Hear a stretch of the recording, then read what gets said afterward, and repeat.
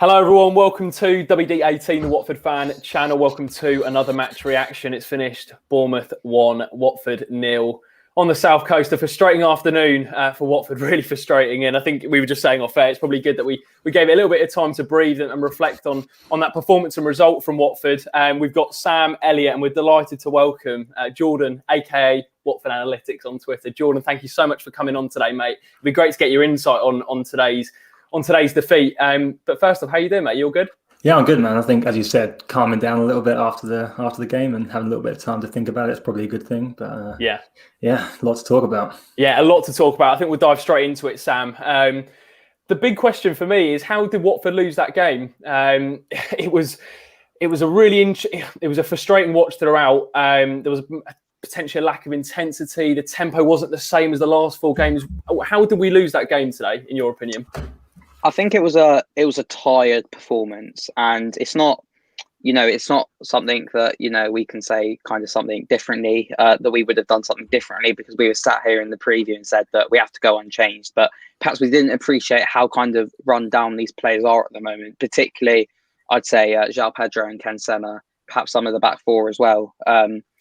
So I thought it was a really tired performance. It's really difficult to kind of like put your finger down on what went wrong today, because I don't think anyone, except a couple of them who will come on to later on, I don't think anyone really put in a bad performance. It just wasn't, free flowing. Bournemouth stopped us doing what we want to do. So a really frustrating afternoon, and it's difficult to kind of put your finger on exactly what went wrong.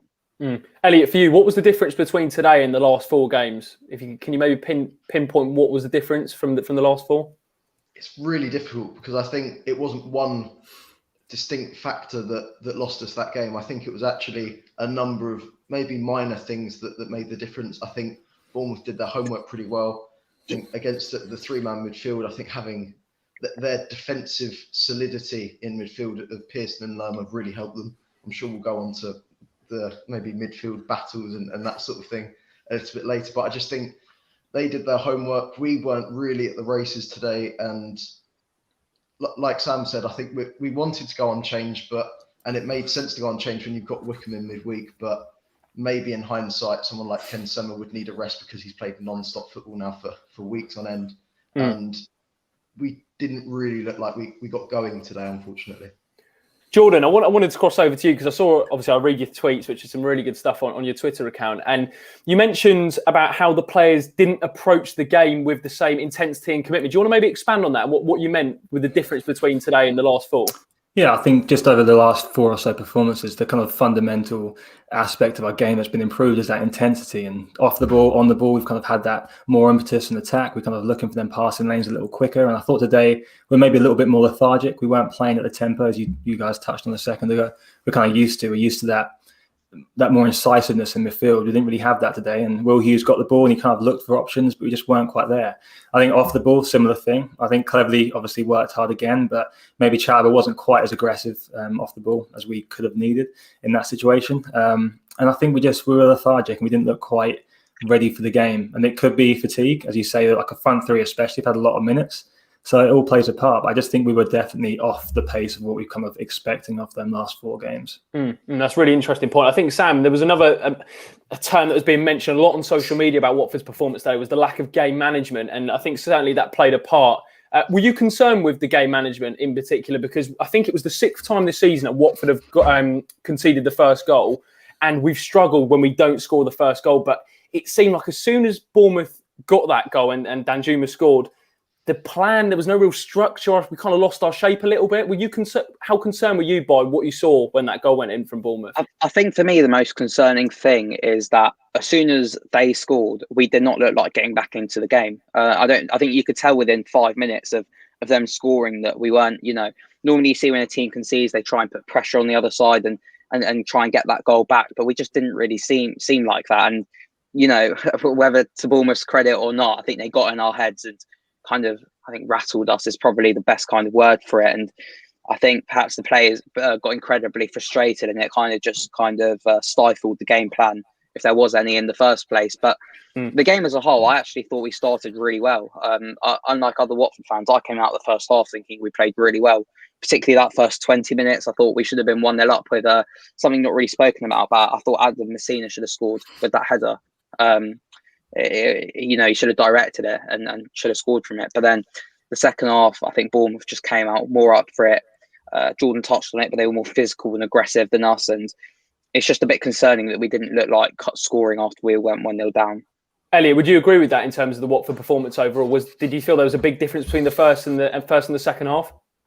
Yeah, and I think in hindsight, maybe I was a bit harsh to say that we never got going, because I think there were points where we looked. Yeah, I thought we played well first half. I thought we did well. I did like at one point. I think Pedro made a run at the front post and missed the target, but it was a good run. And I think generally there were some positives from the first half, but yeah, if you have one shot on target in the game, you're not really going to get very far. And we didn't. I think it was in the final third that the problems really lied, and ultimately, I don't think we really threatened Bournemouth much. There was the Tom Cleverley chance. I think he should have done better with the shot. There was one point where Sarr had the ball on the right and he hit it towards the near post. And I think just decision making, it's the little things. I don't think it was a great concern that we lost the game today. I don't think any of the mistakes we made are too glaringly dangerous for weeks to come. I think it was just little mistakes today where hopefully we can just make up for those in the next couple of games, because they felt like one-off mistakes, but there were just quite a lot of one-off mistakes. Jordan, I wanted to get your thoughts on when this first goal kind of theory with Watford, because when we do score the first goal, we pretty much go and kick on and we see a better Watford performance. Is it purely a mentality thing when we concede that first goal? Because I think, just as I mentioned before, the shape, the structure, it kind of went a little bit missing, didn't it, when Bournemouth scored? And can you pinpoint why that's the case? Yeah, I mean, I think that's definitely the case over the course of the season, maybe for a few different reasons. I think under Ivic, we kind of struggled because we were set up so defensively. Once we did go behind, you're kind of at a disadvantage already, aren't you? You've got to try and get your way back into the game, and you have to shift things. You can't stick with the plan you had to begin with. I think at least under Šeško, we've got the opportunity to keep playing the football, and hopefully you're going to kind of produce something over time. For me, I think it's just the levels of application weren't there from the players. You can combine other factors from Bournemouth, but I don't think we play with the intensity. And, Sarr wasn't running at his man like he has been the previous games. I don't think we've just been quite sharp. And it did show. And as we touched on earlier, fatigue could play a part in it. But in a game like that, if you do go 1-0 down, then it's very difficult to come back if you're not raising that level. I didn't think we saw the reaction we'd want to see from the players in that game. I think we can forgive if they don't take a chance or make a mistake, but when you don't have that kind of level of aggression and fight in the game, I think it does make it very difficult to compete with a team that have got a lead at home in a big game for them. I think they did take it a little bit more seriously, and it's a difficult one to come back from. Sam, what do you make of those comments from Jordan? Because you've been very vocal about the whole application, the fight, the desire of this Watford team, which, in all honesty, we have seen in the last 4 games. But again, as Jordan mentioned, potentially there was a little bit of a drop-off in that respect. What do you make of Jordan's comments on that? Yeah, I agree that there was a drop-off. I'm trying not to be overly critical with it, simply because of how good we have been over the last 4 games. That's not to say we shouldn't be criticised for today's performance. It wasn't good enough, but the fact that the last 4 games, it's been some difficult games and they've gone kind of full steam ahead, really dug in against Derby, against Preston, and midweek against Blackburn. And I think, I know we've mentioned the word before today, but fatigue really did play a part today. I just thought they looked exhausted, and when you're tired as a footballer, it becomes more difficult to kind of, apply yourself. And that happens at Sunday League level, and that happens at this high level as well in the Championship. So while perhaps the fight and the desire wasn't there today, and perhaps that cutting edge as well, I wouldn't, be kind of too harsh on the players, because, if we can, it's very plausible for us to kind of put a run together again after this game. And if we bounce back on midweek, then, it's happy days again. If that's the case, Sam, just to maybe further that a little bit further, right, is there was 2 changes made today. Gosling and Troost-Ekong came out, Chalobah and Cathcart. And I think overall the consensus was we were happy with the lineup. But for me, the frustration was that we didn't make the changes earlier. The substitutions were pretty bizarre, in all honesty. Do you want to maybe touch on that? And do you think Xisco Munoz, we do have to look at him today and go, he got his substitutions wrong? Yeah, 100%. I mean, the same as I say that for as much as I praise Xisco, when he does something wrong, I do have to criticise him. And the substitutions today were wrong. I agreed with the players coming off. I thought Messina was really poor today. I thought Chalobah was probably a couple of minutes away from getting sent off. So probably the right thing to take both of them off. But, the fact he brought on Ashraf Lazar, who, didn't really impress when he came on, and Dan Gosling rather than Phillips in Canargle, questions have to be asked there. And perhaps it's not necessarily the fact that they were kind of negative substitutions, but I think it kind of showed that we weren't going for the game. We weren't having that positive mindset. So really kind of interesting as to why we didn't make those kind of attacking changes and why Stipe Peritza didn't come on earlier. So, questions do have to be asked of Cisco today, but people calling for his head already and like not wanting him out after today's, defeat, just, it's a bit far. I wouldn't pay any attention to it, mate. I think it's incredibly reactionary. Elliot, I wanted to get your thoughts on Cisco's tactical approach today. Yes, as Jordan mentioned, I think the performance levels dropped pretty significantly from Watford as what we've seen in the past 4 games. But even Cisco, I think today, I don't think we can have any qualms really about the lineup that he put out. But in terms of, I think it was almost the 70th minute when he made his first 2 changes. Then he brought a left back on for a left back. It just didn't really make any sense. Do you understand the substitutions that he made today? I do understand them because I think it's difficult to not panic when you're 1-0 down away from home and you know that you're playing against a good side, regardless of Bournemouth's little losing run that they went on. They're obviously a very good side. So I think it's good to keep that shape. So I can understand bringing on Ashraf Lazar, and I don't know who else, because if you bring on a more attacking player, then you've got Kiko and no left back, so it's tough. I can understand the reasoning for bringing Lazar on, and I don't think he was particularly good, but I think he had to bring a left back on. I think it was more that he didn't make another change. He didn't bring on a more attacking player like Stipe Peritza a little bit earlier, just to upset the balance. So was it more the timing for you, Elliot? Was it more the timing of the substitution? Yeah, I think so. I think it's more disrupting Bournemouth a bit more, causing them a couple more problems, bringing on Stipe Peritza a little earlier. I know we say bring on Phillips in Canargle all the time, and I do sound like a broken record saying it, but I don't see the harm in bringing him on, because we know he's a talented player. We know that he could maybe find a bit of space in between the lines and maybe play a cross in or play a good little pass in or even take a shot himself. I just think we needed a bit more energy in attack, and I wouldn't blame the players that were playing for that, because they've played a lot of football at the moment. And I guess João Pedro's red card means that he does get a rest, and I guess that's a positive in some sense. But I just think we needed a little more energy in attack today, and I think that was maybe the difference, because Danjuma looked like he was really energetic, and the goal sort of summarised that, I think.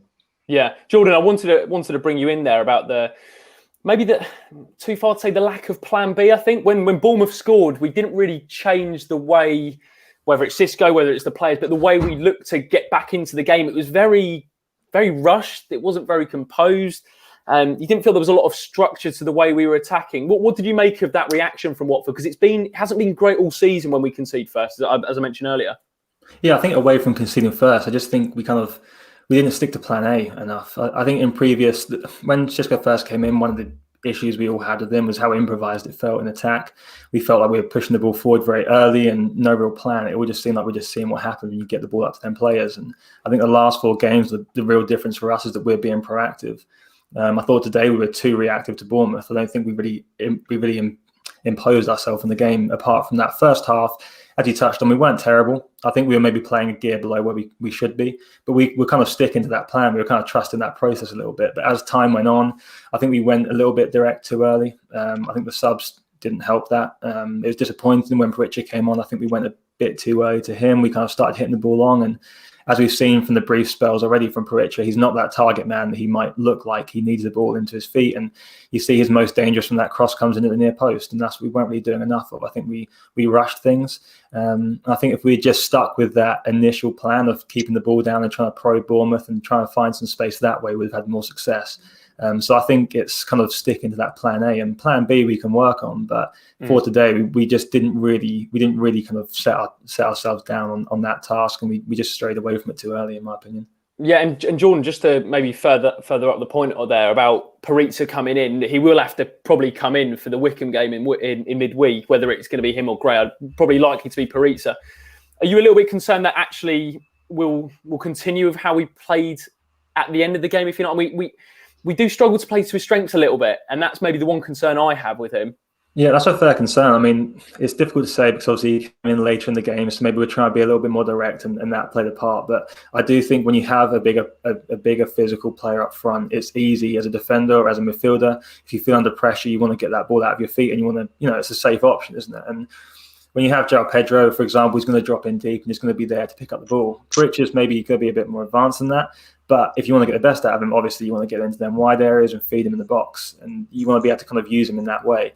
So if we can bring him in and do that, then that's great. I think he could be a good option for us. And it might be a good opportunity for him to get some minutes because, I mean, there's been plenty of occasion this season we've been hoping that he was available or, starting from the beginning in some games. So if we can avoid playing that direct manner of football that we've seen, with Troy Deeney up front, for example, then it could be beneficial to us, especially in a game where we're playing a team that's going to be sitting quite deep and we're going to have to be quite clever in the box to find space.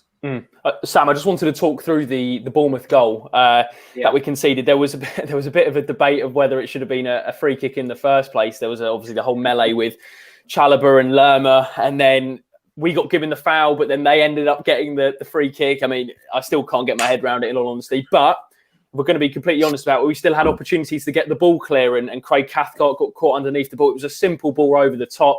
Daniel Bachmann got caught at his near post. Do you want to maybe talk through that and where it went wrong for Watford with that goal?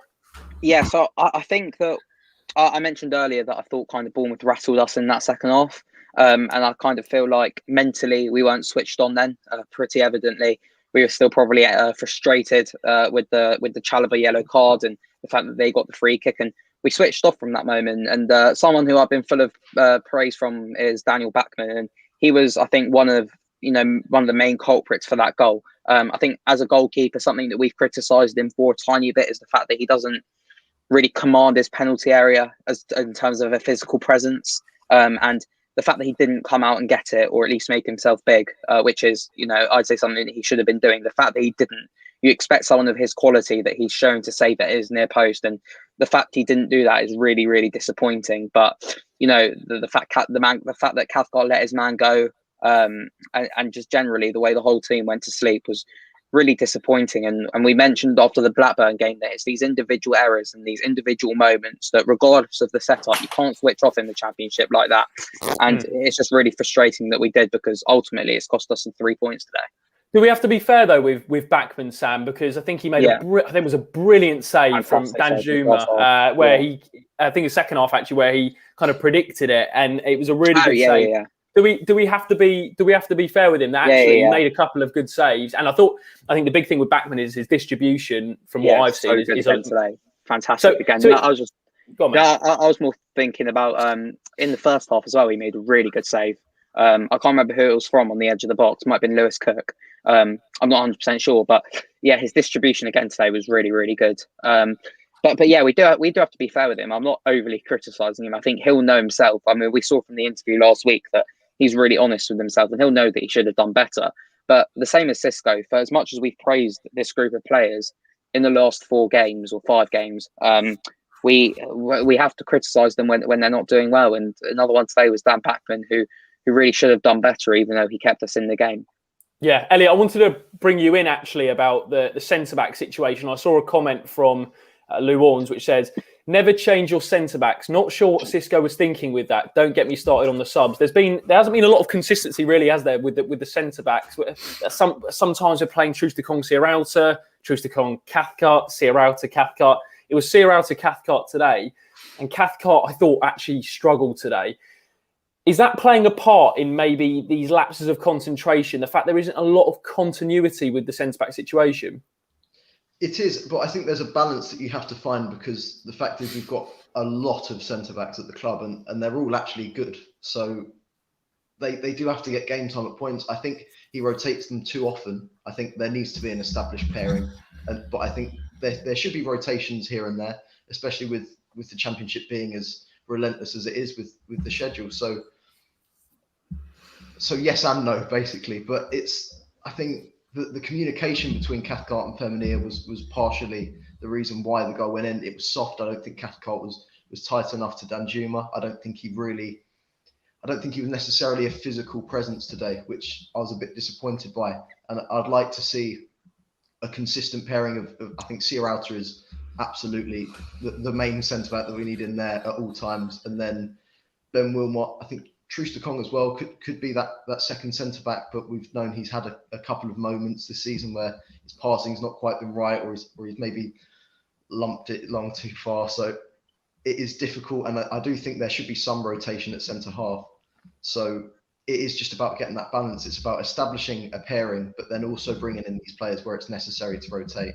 So Sierralta is obviously definitely the number one, and then Ben Wilmot maybe, or William Troost-Ekong is to go alongside him. Jordan, I wanted to get your thoughts on the centre-back situation, because as we mentioned, there's been rotation and people are saying Cathcart isn't good enough, start Wilmot. I want to see Sierralta and Wilmot play together as they did in the Norwich and Swansea game. What are your thoughts, and who are the best? What is the best pairing in your opinion at centre-back? Yeah, I mean, I think you can argue for a few different options, really. I mean, Sierralta, I think, is fair to say he's kind of needs to be that starting centre-back. He's been very dominant since he's come in. It's hard to argue him not being there. Apart from that, you've got a few different options. I think Wilmot gives you a lot more in possession. I think you feel quite comfortable with him. If you're trying to look to play from the back, he gives you something you can look forward a bit earlier, and you can maybe say he's a bit more adventurous this passing going forwards. But then you've got Kabasele, Troost-Ekong, very combative, and they can be very, very good in them situations where you are having to defend your box, and they're very assertive. And then Cathcart generally is that kind of measured, controlled centre back. So you can really pick your poison in that sense. But I think when it comes to the rotation today, I think one thing we have to consider is we don't know the injury situation. We don't know how fit these players are.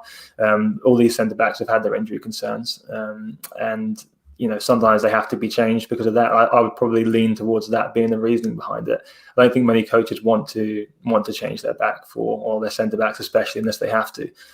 So for me personally, it depends on what you're trying to do. I would like to see Wilmot in there too. I think he would complement Sierralta quite nicely. He might not give you the same dominance in the box that you can expect from Kabasele or Troost-Ekong, but I think that passing range and that ability to get the ball into midfield is definitely something that would be of value to us. For sure. Oh, Sam, do you want to say something? Yeah, no, I just wanted to say something as well about that, because I agreed with Lou Warnes before as well with his comment further up. I remember a few weeks ago, I think I might have mentioned this in the preview, when Chelsea put Kepa in goal over Mendy for one game, and I remember Gary Neville kind of saying that the one position you don't change is your goalkeeper and your back two, because that kind of sets the foundation for the whole team. It sets a precedent whether you're going to play from the back or go long. It kind of indicates to the midfield how much they have to drop back and how confident they can be with the back four. And I think this is kind of just a consequence of Xisco not having a full pre-season or a few friendly games to kind of trial his best system. And that's just one of the realities of the way our managerial system works. So it is frustrating, but I do think that this is kind of the way we're going to see things for the rest of the season, that we are going to see a lot of rotation next to Sierralta. Yeah, and Elliot, just going back onto the game today, it felt like, obviously, Bournemouth set up with a 4-3-3 as well. And we all knew before the game, the midfield three of Bournemouth versus the midfield three of ours was going to be a massive part of the game, and it proved to be. And Bournemouth won that battle. Do you think it was a case of, as Jordan's mentioned before, just Bournemouth having a little bit more aggression, a bit more fight in the middle? Or do you think it was just a case of Watford in the central areas not turning up today? I think it is more of the former. I think it's more Bournemouth stepping up today.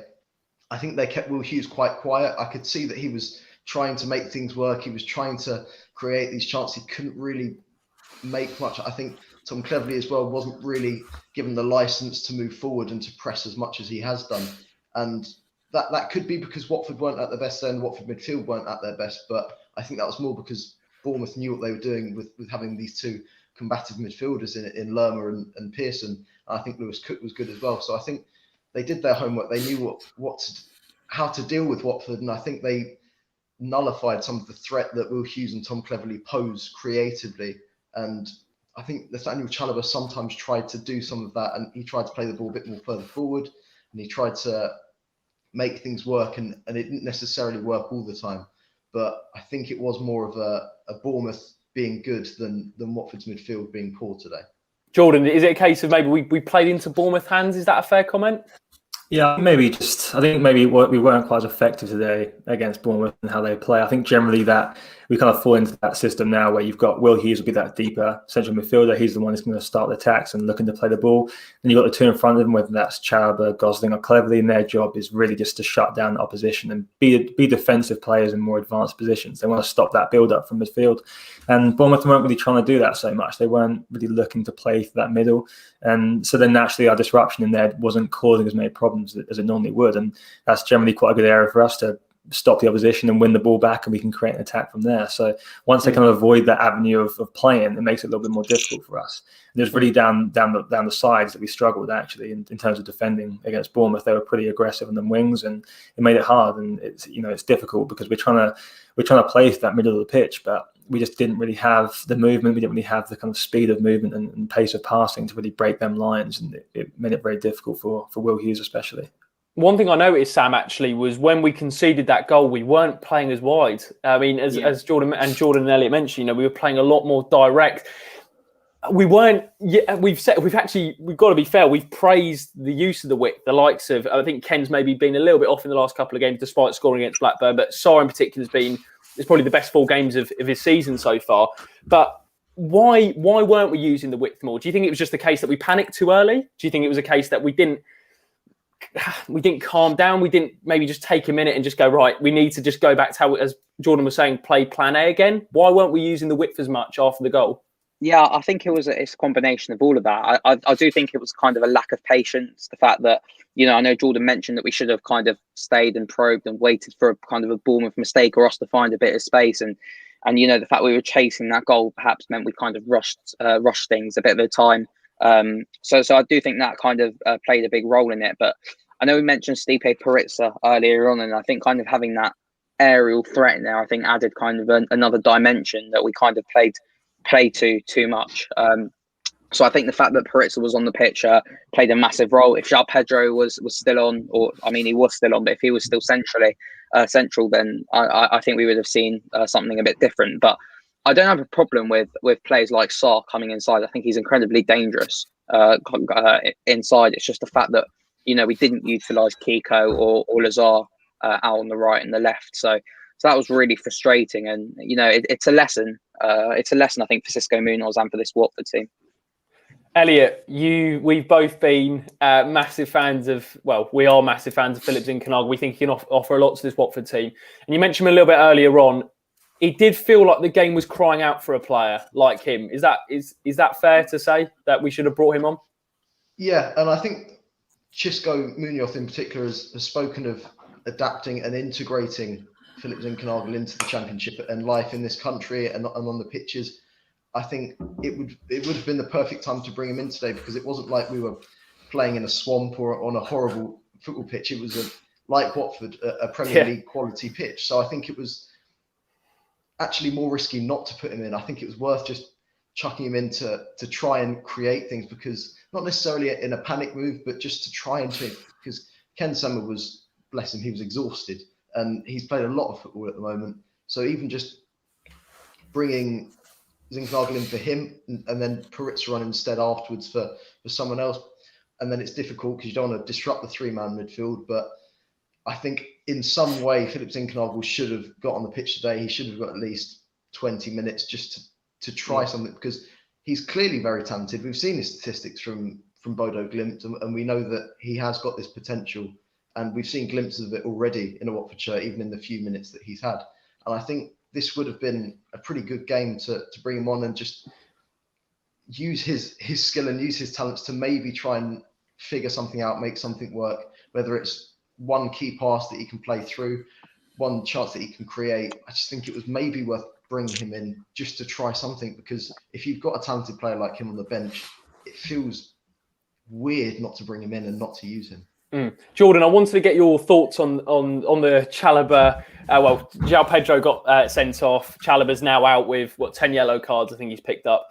The impact of those two being out, how do we go about solving that situation for the next run of games? Well, I think it has to be a case of, for me, I'd like to see Perizza in there from the beginning. I think playing against Wickham, especially as we were touching on earlier, they're going to be sat quite deep. You need to find space in the box. You've got to have someone that can move and be sharp in there. You want to play to his feet if possible. So I think if you go with that option, it's going to suit that front line a lot more. Obviously, the concern would be we go with perhaps Andre Gray. I think it'd be a very difficult game for him. There's not going to be space for him behind Wickham's defence. They're going to be able to contain him pretty easily, I'd say. So you want to see Stipe Pritchard in there. As for Chaba, I think Gosling's the obvious choice, isn't he? He's just going to come in there and kind of fill that role and try and be aggressive in midfield again and try and break that play build up from Wickham. And Sam, for you, did you? Oh, sorry, John. Sorry. Okay, no. Yeah, go on, mate. Go on. Yeah, no, Sorry. I think that would be the obvious choice, and I think kind of as far as the next game, that's really all we can look at. I think if we went in any other direction, it would maybe be, a bit of a wrong choice. And I think even the inclusion of Zinkernagel could be. This could be a game for him. It feels like we're saying this every week that this would be a good game for Zinkernagel. But I think, again, against Wickham, where you need someone that's maybe able to pick a pass and can come inside and play a little bit more in that middle area, you can look to find his teammates where maybe Sarr and Sem are a little more direct and trying to get to that byline and get across. And I think Zinkernagel might offer you a little bit more and be a bit better against a stubborn team like Wickham could be.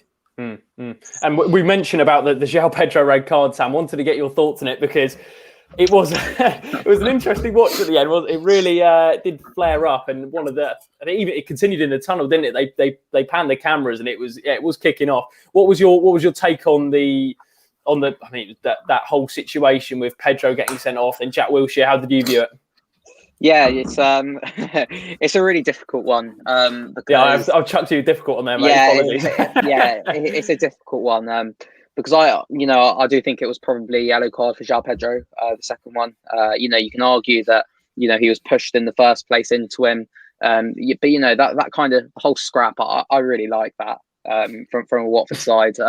I think it kind of just shows a bit of fire that we've kind of missed so much this season. And while we've kind of spoken about a lack perhaps of desire and intent today, I don't think you can kind of dismiss the amount of effort in there and kind of.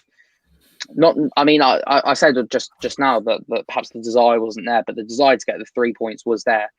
Maybe not tactically, but within the plays themselves. And I think it was always going to boil over at some point. And it's probably good that not good, but it's probably better that João Pedro got sent off when the game was pretty much over already than missing him for half the game. So.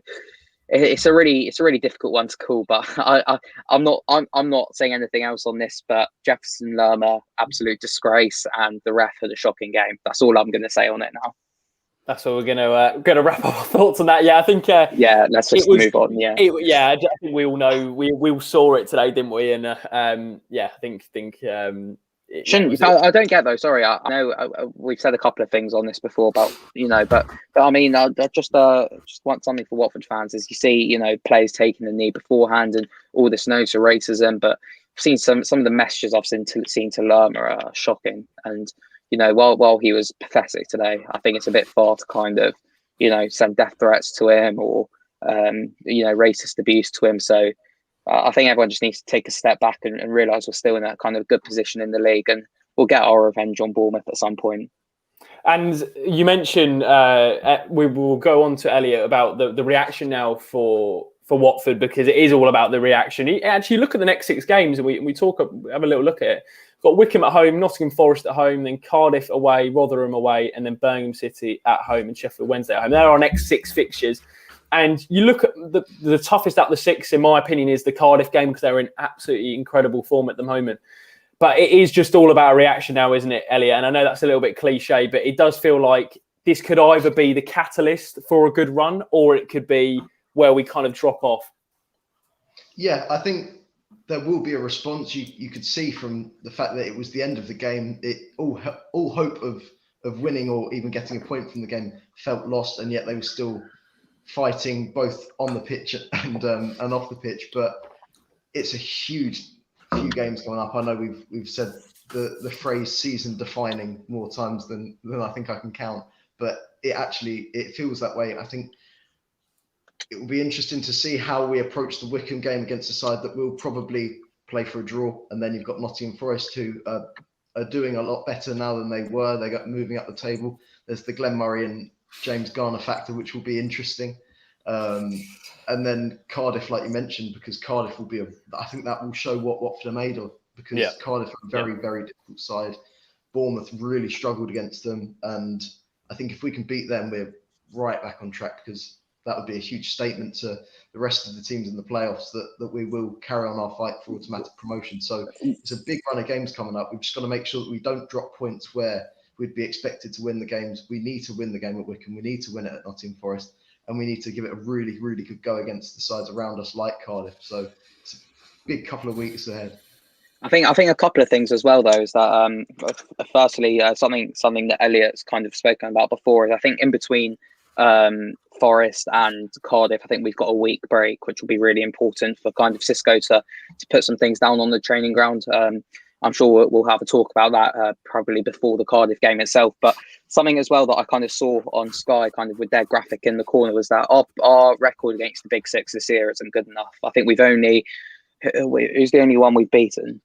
We've only beaten Norwich, the home game, and we've got a couple of draws. But overall, we need to be beating the teams around us, and particularly in our run-in, where I think we're probably playing four or five teams that are probably in the top 8. We need to get results against them if we are going to go up. So that needs to be addressed. Jordan, I wanted to just to wrap up, get your thoughts on Watford this season so far. It'd be great to have you on again, mate. But we've had 2 managers. We've had Vladimir Illich, we've had Cisco Munoz, 2 different style of managers. At times the football's been very similar, but it feels like we've kind of got a system in place now which is pretty effective in the 4-3-3. I know it wasn't as effective today, and it's probably not the best time to ask you after a defeat, but where do you see this Watford side going, and how confident are you that we can maybe push for automatics? Yeah, I'm confident. I think as long as we kind of stick with the fundamentals we've seen over the last 4 games, there's no reason that we can't. Today was a blip. I do think when we're talking about that intensity and aggression through midfield and just all over the pitch, I don't think it's necessarily a lack of desire from the players. I think it's also maybe just off the back of 4 wins, subconsciously you get a little bit of complacency. I think maybe today was a wake-up call. You'd hope it would happen a little bit earlier in the game, and the game kind of kick you on for the second half, but it didn't. But I think we've got the talent in the team to push on. I think we can be pretty confident about that. We've struggled to kind of build an identity over the course of the season. And I think finally now we have done, and it shows that, even without that, we were still able to compete and get to the level we are, and we're still in touching distance of that top 2. So over the last 5 games, I think is really where we're judging this season on, just because we're kind of starting to form that identity, and we look like we can actually now challenge. So I think if you look at the remaining fixtures, we've got some big games coming up at the end of the season. I think the last 4 or 5 games we've got to play them top teams, and as you've discussed, we've got to be better in them situations. I think if you recall, the season we got promoted, we were also in a difficult situation against them top teams too, but we pulled it out in the last few games, and we got them victories, and it changed everything. So if we can do something similar, we can start to kind of progress and keep pushing on with this new look Watford side, then I think there's every reason to be confident, because we can play some good football right now, and the players look like they're enjoying it. So I think, there's every reason to be positive. That's a really positive way to wrap up, Jordan, actually. So thank you so much for coming on, mate. It's been an absolute pleasure having you on, and we'd love to get you on again. Really good to get your insight, and thanks so much for coming on, mate. Yeah, thanks for having me. Look forward to it. Top man. Sam and Elliot, as always, thank you so much for joining me. We'll be back for some build-up ahead of the Wycombe game on Wednesday night. Difficult afternoon for Watford on the South Coast, but we'll be back, and fingers crossed we can get back to winning ways against Wycombe. If you did enjoy the stream, please leave a like on the video. Don't forget to subscribe to the channel for more Watford-focused content, and let us know your thoughts down in the comment section below, and we will see you next time. Come on, you Hornets.